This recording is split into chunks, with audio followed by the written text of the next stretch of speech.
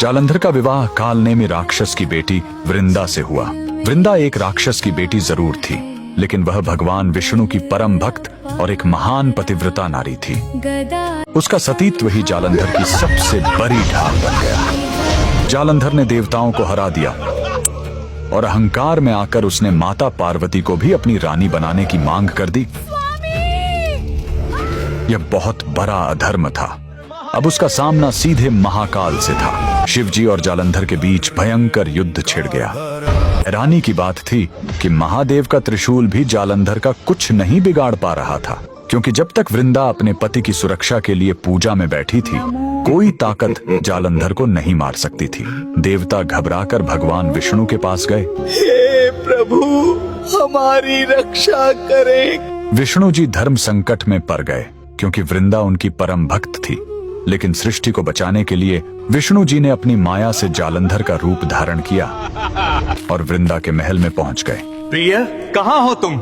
देखो, मैं युद्ध में विजय होकर आ गया।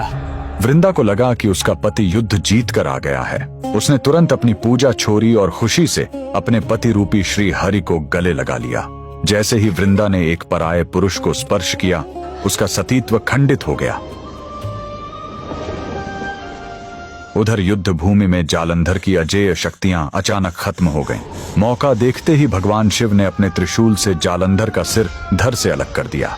जालंधर का अंत तो हो गया, लेकिन एक पतिव्रता स्त्री के साथ बहुत बड़ा छल हो चुका था।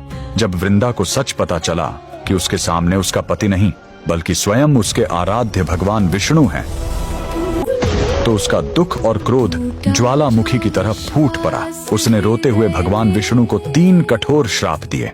वृंदा ने कहा, तुमने एक पत्थर की तरह निष्ठुर होकर मेरी भावनाएं आहत की हैं, इसलिए तुम भी पत्थर बन जाओगे।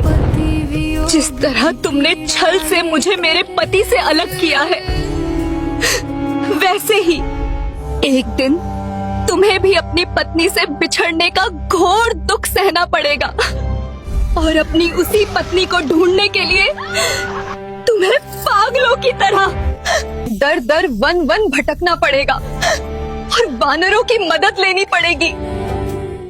यहाँ प्रभु श्री हरि का बड़प्पन देखिए। तीनों लोकों के स्वामी चाहते तो एक क्षण में इस श्राप को भस्म कर सकते थे, लेकिन अपनी एक सच्ची भक्त के वचनों का मान रखने के लिए उन्होंने मुस्कुराते हुए उस कठोर श्राप को सहर्ष अपने ऊपर ले लिया। अपने आराध्य को श्राप देने के बाद और पति के वियोग में तड़पती हुई महान पतिव्रता वृंदा ने वहीं योग अग्नि प्रकट की और सती हो गई। सती हुई वृंदा की राख से वहीं एक पवित्र पौधा उत्पन्न हुआ। तब विष्णु जी ने शालिग्राम पत्थर का रूप लिया और उस पौधे को वरदान दिया कि वृंदा, अब तुम तुलसी बनकर सदा मेरे सिर पर विराजोगी और मैं शालिग्राम बनकर तेरे चरणों में ही बस जाऊंगा। कर्म का विधान देखिए। भगवान विष्णु ने सृष्टि को बचाने के लिए छल किया था, लेकिन आगे चलकर त्रेता युग में जब उन्होंने श्री राम का अवतार लिया, तो सती वृंदा का वो श्राप सच हुआ। रावण ने माता सीता का हरण किया। राम जी को पत्नी वियोग सहना पड़ा। उन्हें सीता माता को खोजने के लिए जंगलों में भटककर वानर सेना की ही मदद लेनी पड़ी। इसीलिए आज भी बिना तुलसी के भगवान विष्णु की कोई भी पूजा अधूरी मानी जाती है। उस महान पतिव्रता वृंदा और प्रभु के लिए कमेंट में जय श्री हरि विष्णु जरूर लिखें।